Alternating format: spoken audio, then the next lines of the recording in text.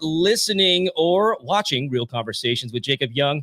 Real Conversations is sponsored by Boys Town, saving children, healing families for over 100 years. They are literally changing young lives every single day. Please go to boystown.org to find out how you can help support Boys Town. While you're on the site, be sure to check out all their parenting tips that they have there to offer. RCJY is also sponsored by Lane Frost brand, made for the champion in you. They have amazing hats, hoodies, and so much more, something for the whole family. Go to lanefrost.com. And hey, be sure to use Jacob15. You'll save 15% on anything and everything Lane Frost brand. Now, this week, we're telling a story of a man named Brady. He was busy with two brothers of his own. With his dad, they were four men living all together, but they were all alone. Till the one day when Florence Henderson met his TV dad, they knew it was much more than a hunch because this group must somehow form a family. That's the way they all became the world's most iconic bunch. My guest this week has been in front of the cameras almost his entire life. He appeared on Broadway in Bob Fosse's Pippin. He's toured the country in musicals like Grease and West Side Story, to name just a few. He also has his own band, in addition to being one of the famous Brady Kids. A role he's been played on TV, variety specials, movies, and even in a cartoon. You know my guest this week as the one and only Greg Brady. He's the one and only Barry Williams. You know what time it is. It's time to keep it real with Real Conversations with Jacob Young. Hello, Jacob. Thank you. And it's nice to be with you, and thank you for the nice introduction. Well, it's so nice to have a real television icon on the show this week.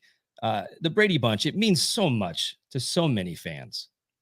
It has had a remarkable history, even by television standards. And I'm proud to have been a part of it. And I have certainly been a promoter of the brand, if you will, over the years. And, keeping a career alive for 54 years, there's a lot of diversifying and different directions to go. And just with the Brady Bunch alone, we've had the original sitcom, the cartoon show, as you mentioned, the variety show, Very Brady Christmas and the Brady Brides. And then they did a grown-up version called The Brady's in the 80s. And we had books and movies and plays. And I'd written a book in the meantime called Growing Up Brady, which kind of depicts those 5-6 years of us together.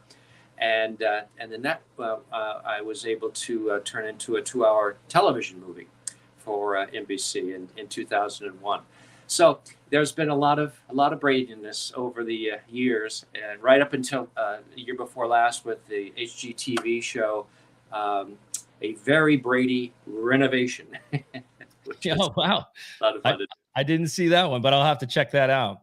Now, speaking of growing up, at a time when there was only 3 networks that were pretty much on, a significant percentage of American kids that grew up with you and your TV siblings, what was it like for you to grow up in front of all of us? Well, it was a different world for sure. It wasn't nearly as fragmented, not nearly as specific. We have whole networks dedicated to niche programming. I just mentioned one, HGTV. I mean, it's just a show about living rooms and bedrooms and painting them and making them different. But it was an unusual and a remarkable, a powerful, changing experience. The years that we did the original show, I was 14 through 20. And so formative years for all of us, but the teen years in particular. And, I welcomed the attention, and I was proud of the show, but there are uncomfortable moments. I mean, you're going through all the awkwardness of those years, and it's hard to be, it's too cool for the room all the time when you're feeling, well, wait a minute, I'm not ever been in this kind of a situation before. But it was loaded with travel and adventure. We were recording. We toured as a concert group, the Brady Kids.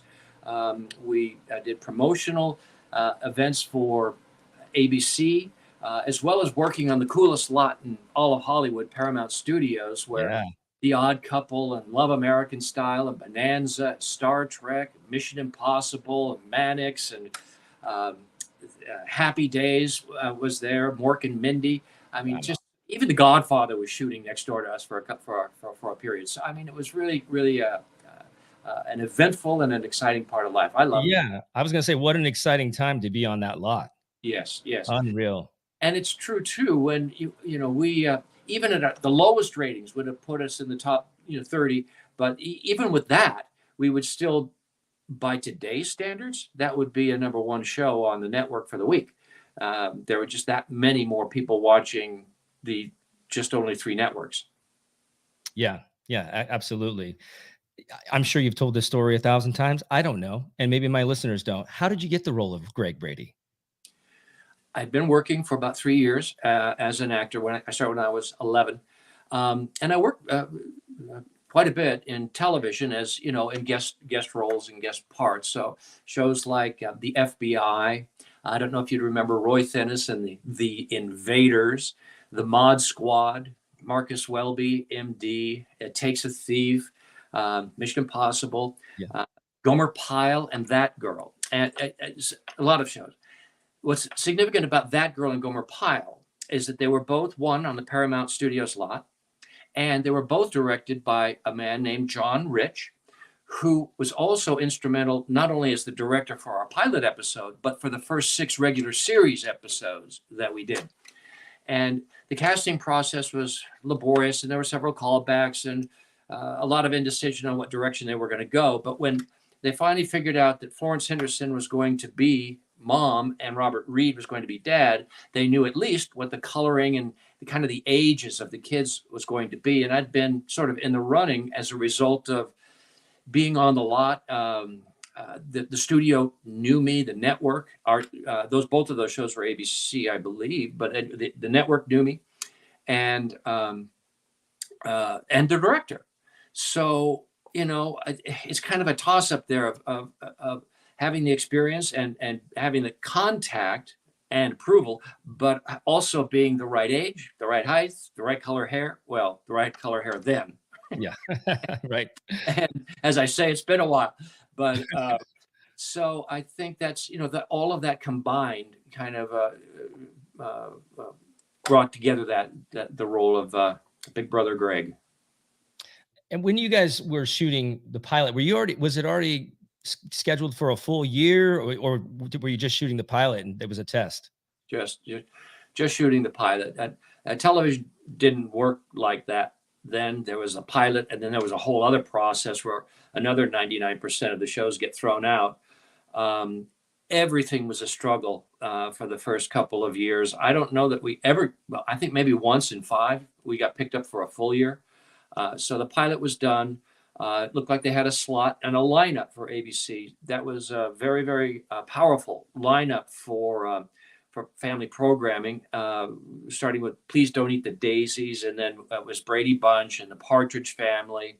We had Room 222. We had The Odd Couple, Love American Style. So it was a big block, a whole night that they were tagging onto. But no, we struggled from the beginning, and then we almost didn't make it past the first half of the first season until there was a Christmas episode. For those familiar with the Brady Bunch, it was the episode where Mom, Carol, was supposed to sing at choir for Christmas, but lost her voice. Right. And little Cindy got on Santa's lap, and precious thing that she is, she didn't want any presents for herself. She didn't want any toys for Christmas. All she wanted was for Mommy to get her voice back. And miracle of miracles, or as I like to say in a very Brady way, just in time with the right throat wrappings and rest, Mom woke up and there was her voice, and she sang, I think it was "O Come All Ye Faithful." Right. And it touched a lot of people, and our ratings shot up, and that guaranteed us that first year, and then subsequently we kind of just continued to improve for 5 years. Now, when the Bradys were singing, who was that? The studio that came up with that idea? Was it like a management or agent? Or, whose idea was that to get you guys all singing on stage? Mostly mine. Hmm. Yes, we ended up doing about five Brady Bunch episodes with music, with Sunshine Day and Keep on Keeping On, and When It's Time to Change. Our producer Sherwood Schwartz treated it kind of as a novelty, which always made us amateurs, in contests, or having to overcome obstacles or things. But on the sidelines, I wanted to seriously record, and had a contract with Famous Music and Paramount Records at the time. And they thought it would be a good idea to do a Christmas album, which we did. And I appealed to him and said, there's so many families, kids to kids from big families like the Osmond brothers and the Jackson Five, the DeFranco family, the Cowsills, that were doing, really, really well. And it would open up a whole other kind of demographic for the show. And, he listened to me, and it kind of came out the way it did. The challenge with us was we're all actors. We weren't hired as singers. Right. So, the talent level for that varied. Some mics up, some mics off completely, Yeah. And so it was kind of what it was, but it was a great adventure. Well, it's certainly enjoyable, and obviously led to you doing musical theater in your life. Absolutely. The first thing I did when Brady Bunch ended, and you mentioned my first role, I flew to New York and I auditioned for Bob Fosse to do the title role in Pippin. And I won the first, it was the first Broadway tour that I did. And then they invited me to come onto Broadway at the Imperial Theater. And I performed there for a short time and went back to California to do Brady Bunch. They called it the Brady Bunch Hour. It was a variety hour, which was also a ton of fun. And it's very silly, but we had some great guests, Milton Berle and Farrah Fawcett, and Rick Dees and Vincent Price and Paul Williams, and a whole host of great. Tina Turner was on the show. It's great. Yeah. Oh, I love all those names. Charo. Yes, of course. Oh, that's awesome. I know you have a podcast. Why don't you tell us a little bit about your podcast so my listeners can tune into yours? Well, this is a remarkable medium, unavailable really until now. And, podcasts, again, are kind of, going a niche direction. I love your format. It's frank, it's forward, it's open conversation, straight talk. We have a bit of a formula. It's called The Real Brady Bros, as in brothers, The Real Brady Bros. And it is what has become known as episodic recap. So what Christopher Knight and I do, Christopher Knight, who played Peter, what we do is we literally study an episode per week and watch it at our own homes. We live in different states. He's in California. I'm in Missouri.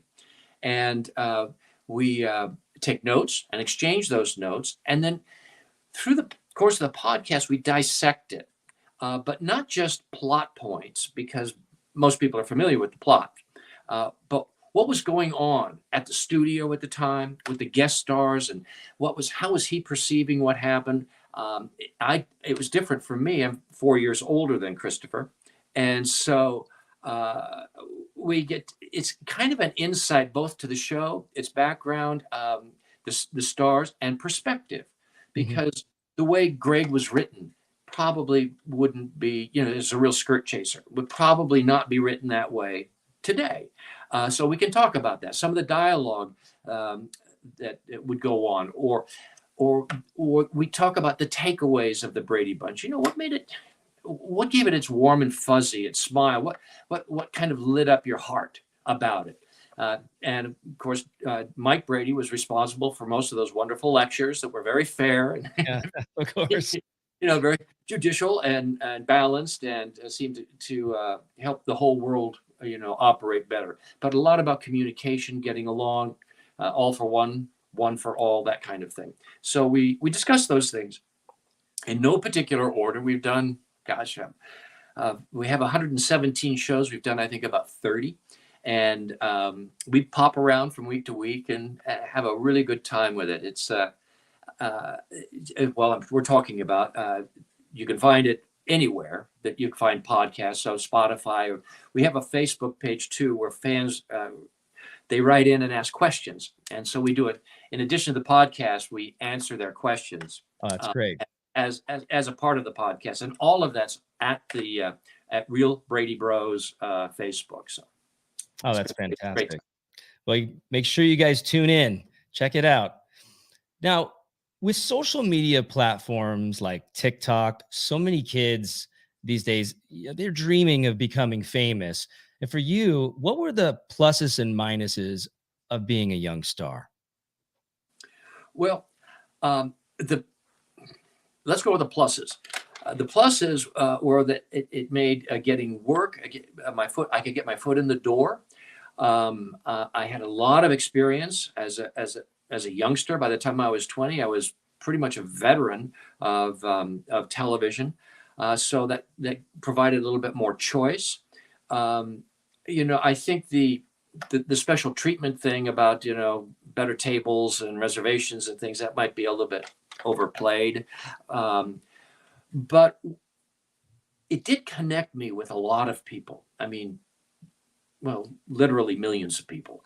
And so my experience as I would travel around the country doing plays and, crisscrossing, and I've done this, I've done over 85 different productions of musicals. And many of them were touring shows. So, I'll go into a coffee shop and people will pick up a conversation with me like they've known me, their whole life. Hey, Greg or Barry, hey, what are you doing in town? Oh, I'm doing a show. Really? Okay. What, you want to come on over to the house on Saturday? Mom's cooking up some chicken. You would not, it's that kind of a thing. And so it's given me a great opportunity to meet and know people that I might not otherwise have known. And fortunately, because of the type of show that the Brady Bunch is, people tend to be warmer and more receptive than, let's say, if you're playing, like a kidnapping, murdering, drug taking boogeyman with a chainsaw. Yeah. Right. So I found all of that to be positive. That's not for everybody. I like people, and so that's nice. I think the hardest part is trying to live up to the expectations. Now, 40, you don't do that anymore because you stop caring. And when you're my age, you realize that nobody ever cared in the first place. But when you're 20, 21 too, you care about what everybody thinks. And I think there are a lot of high expectations for situations I just wasn't prepared for, that were, more mature than my my age or experience would allow. And I put a lot of pressure on me. For instance, the first show we performed at was Caesar's Palace, main showroom in Las Vegas, on television for an Ed Sullivan special. That's a lot of heavyweight. Cher is there, and Danny Thomas is there, and just a whole host. And then the Brady kids show up. Yeah. So those kinds of things, I think added a lot of pressure. I'm sometimes asked if I could go back, would I change anything? And I would. And the one thing I would change is, chill, take it easy. There's time. Don't worry so much. Don't be so hard on yourself. That's enjoy the ride. And that's taken me a minute or two to put together. And I do. It's funny you said that, because that's actually, for every episode that I have, everybody gets to take a ride in the Jacob Young time machine to give their younger self some advice. But thank you so much for sharing that. Oh, that's exactly what it would be. Yeah. And any specific advice you would give youngsters just in day-to-day life that, that may not be in the show business, because we do have a lot of younger listeners that pop on here as well. Just anything that you would give some advice to some of the youngsters that are out there. Well, you brought up a good point about some of the social media platforms that I think the younger kids, especially. No, you know what? I shouldn't even limit it to that. People generally will get on in order to create a name, or to create attention, or to create whatever we consider to be fame. It's a very slippery slope. A lot of people do dangerous things. A lot of people do stupid things.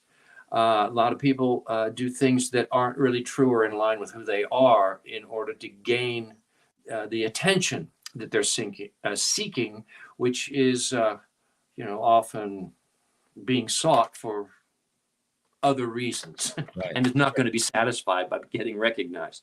So the advice, if I were to give it, or someone asked, would be true to yourself, make good choices, and remember that it's going to live forever.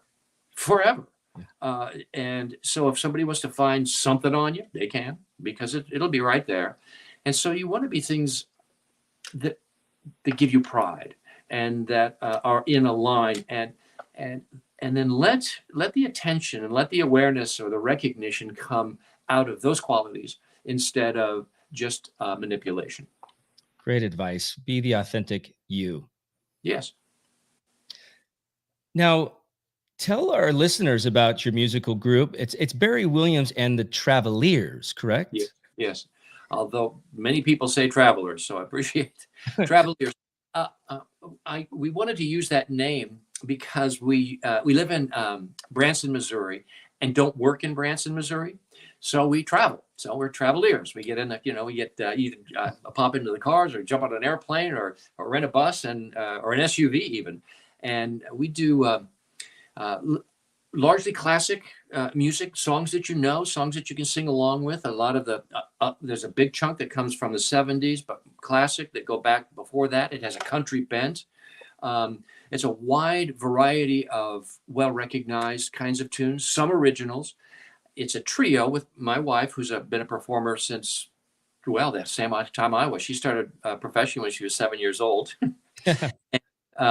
She is a hula dancer, so we've got a little tiny bubbles in there to teach audience members how to hula. I play an acoustic guitar, living the Johnny Bravo dream, and we have a lead electric player. And my wife Tina plays kind of Hawaiian, Polynesian percussion instruments, different kinds of things that keep time and what have you. It's intimate. We usually use we perform for weddings, sometimes special events, corporate events, birthdays, because it's a little more intimate than like a big auditorium or a stadium kind of thing. It's it's kind of an acoustic set. It goes with stories, and at one point I don't just sing Sunshine Day. I make it a sing along and teach everybody in the audience how to do the Brady choreography. That's awesome. For those who stand up, I make them honorary Bradys for life. So it's kind of a good time entertainment and fun musical project. And we've been at it for the last 5-6 years. Just after I finished doing my variety show here in Branson. So that's what the Traveliers, all of that, by the way, my website is Barry Williams. It's the Barry Williams official. It's right here, scrolling across the bottom of the screen right now. Oh, perfect. Well, the reason I say that, the official, we had to add that because there are, turns out there are other Barry Williamses, right? And so some of them have websites that you don't want your children going to.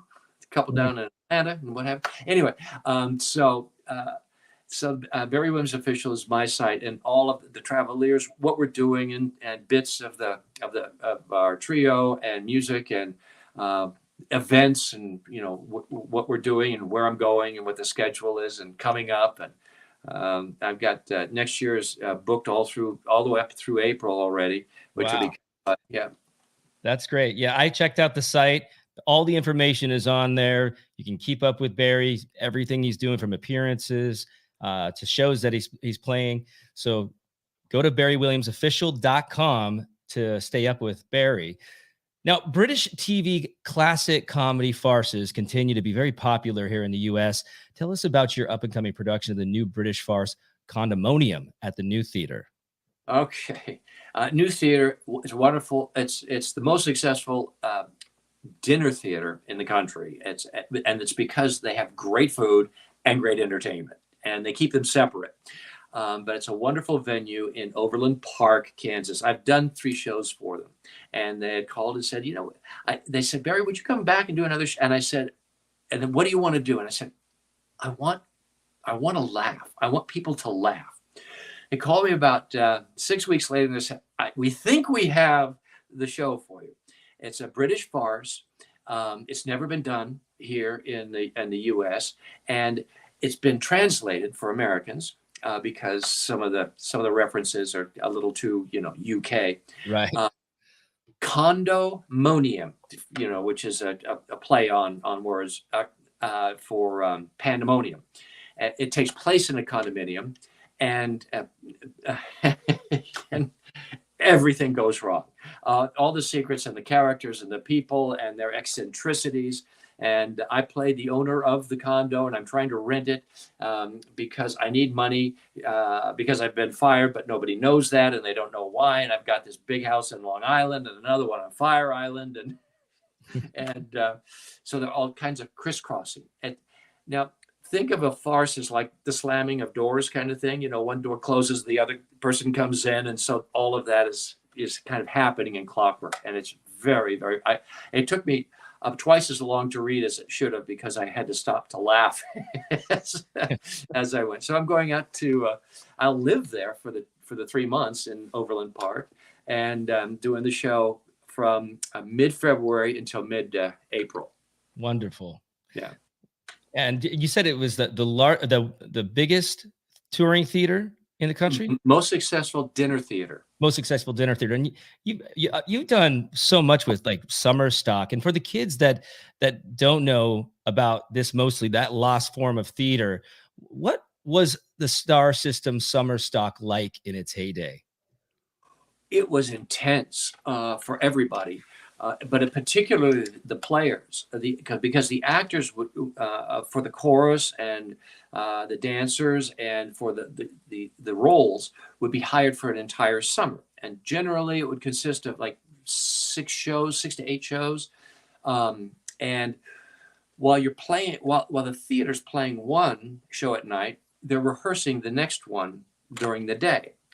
Now, with the guests or the guest stars that would come in, they would only be doing, coming in to do their role, but they had to put all of that together in a week's time to start the next show. And so it was a very intense, we'd come in and everyone pulled together as a leading character. I would want to come in with a show I've already done, preferably, or B, off book, work-wise, word-wise, and that helped the process quite a bit because there's a lot to do when you put together a musical, not just with the orchestra, but the lighting and the marks and the changing of the sets and the changing of costumes and your blocking, and then trying to make it all believable. So it was an intense time. I'm really sorry that it's not as popular now as it was. There are still some that do it. I know we have here in Springfield, Missouri, the college, I think the University of Missouri has a tent, and they do a summer season of shows. That's nice. I did Beauty and the Beast on Broadway. I played Lumiere, and my best friend, who was the managing producer, still is my best friend to this day, grew up in Ohio, in Akron, and his mentor was John Kenley. So he tells me stories about John, and I know that you work for John. I did at least 6 shows for him. Yeah. Grease a couple of times, and West Side Story. I did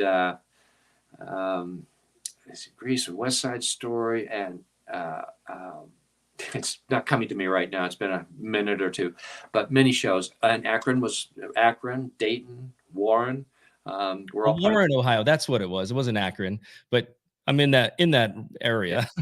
all part of the John Kenley Player Tour, and he was a most delightful, most eccentric, most unusual, and at the bottom line, a very loving showman. And he was very successful for years and years and years with followers. Yes, Yeah. I Florence did. Henderson, I know sorry. what the other show was. I did Pippin for John Kinley Players, and you'll never guess who my leading player was. Who was It was Tommy Toon. Oh, wow. So that was a big change, big change for that character, and he, of course, interpreted it quite differently and quite effectively. Oh, I'm sure. Yeah, John had tons of big stars that would come through and do his shows, the Kinley Players. Well, we all loved him, and he it's very old school, came from the circus, and he as a promoter and took very good care of his people and his guests, and so everyone wanted to jump on that bandwagon for a summer. Yeah, that's what I have always heard, is that he really took care of the actors. Yes. And paid them like stars. Yes. Yes. Yeah. Florence Henderson was one of the nicest people in show business. Were there any life lessons you learned from your TV mom?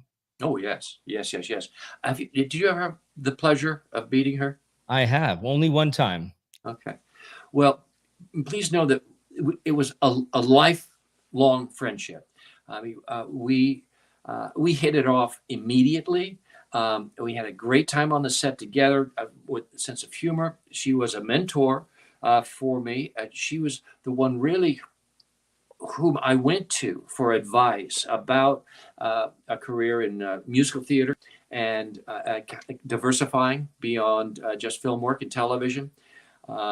That's kind of the source of that date that has been discussed.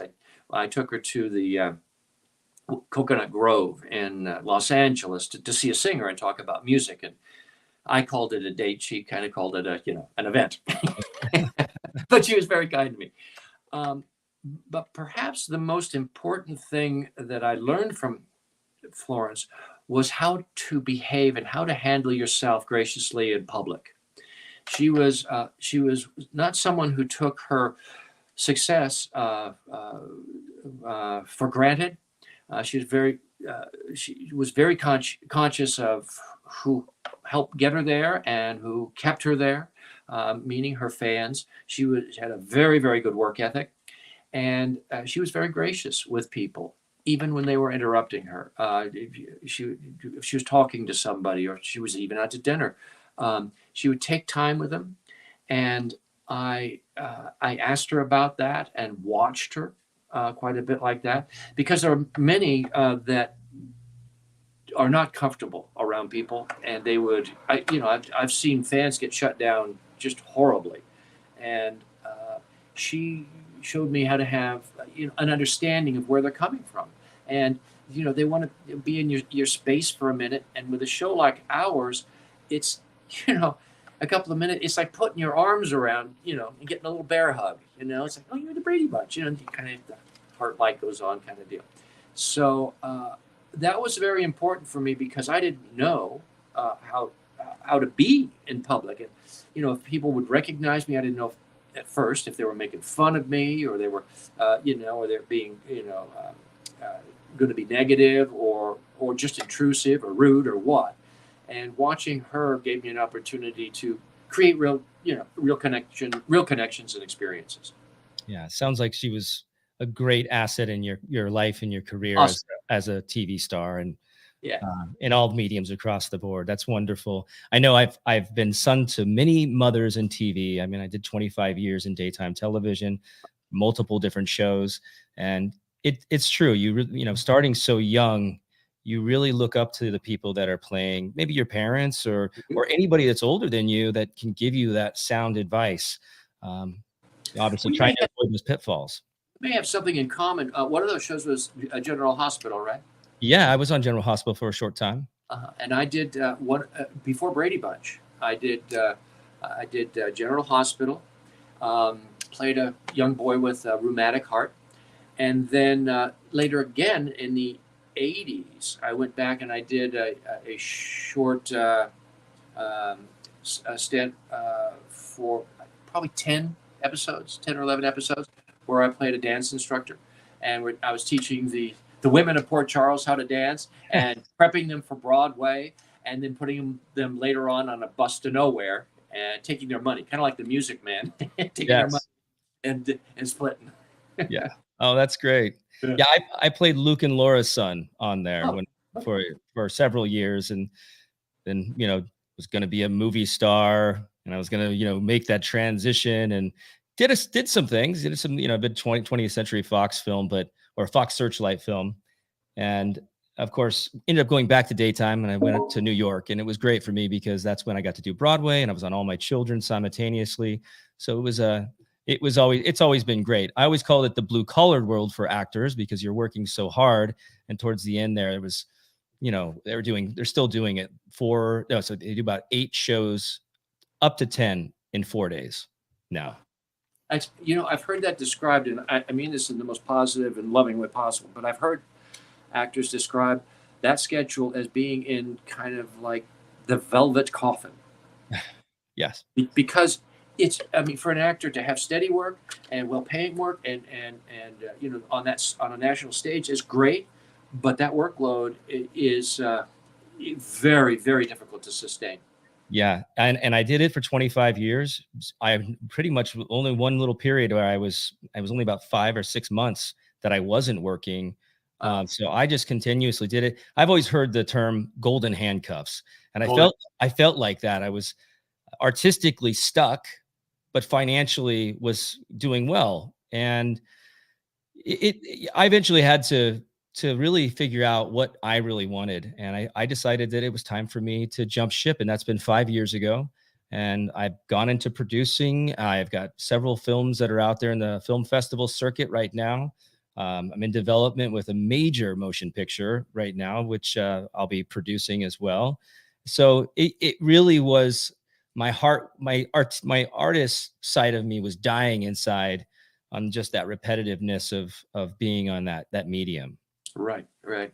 And it sounds to me too, you're much more diversified, and there's much more choice in your world in terms of the projects that you choose to either produce or get behind or oversee. And that's important, because when you have choice, you can back off for a little bit, get back in there and give it your full energy. That's right.